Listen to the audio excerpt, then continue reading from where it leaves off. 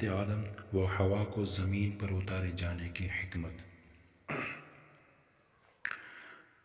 حضرت آدم علیہ السلام اور حضرت حوا رضی اللہ تعالی عنہ کو جنت سے زمین کی طرف اتارنے کے حکم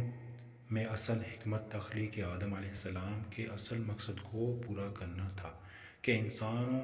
کے لیے دارالامتحان قائم ہو، نبیوں، ولیوں اور صالحین کے اعمال اور شان واضح ہو اور نیک بد کا فرق نمایاں ہو۔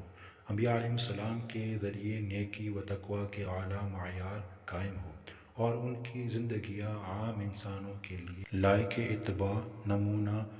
آئیڈیل بن جائیں، اور ان انبیاء علیہ السلام کے فرست میں چونکہ آدم علیہ السلام بھی داخل ہے تو یہ سب فضائل انہیں بھی دینا مقصود تھا۔ علامہ احمد ساوی رحمۃ اللہ تعالیٰ علیہ فرماتے ہیں، حضرت آدم علیہ السلام اور حضرت حوا رضی اللہ تعالیٰ عنہ کا جنت میں ٹھہرنا مخصوص درخت نخائے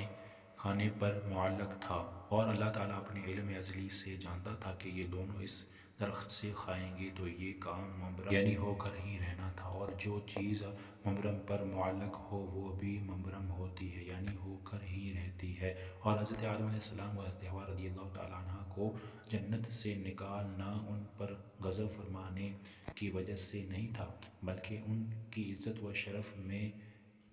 اضافے اور ان کے مرتبے کی بلندی کے لیے تھا، کیونکہ یہ دونوں جنت سے دنیا میں تنہا تشریف لائے، لیکن جب واپس جنت میں جائیں گے تو جنت کی طرف اپنی اولاد کی 120 صفوں کے ساتھ لوٹیں گے، اور ان صفوں میں داخل افراد کی تعداد اللہ تعالیٰ ہی جانتا ہے۔ جزاک اللہ خیر، آمین۔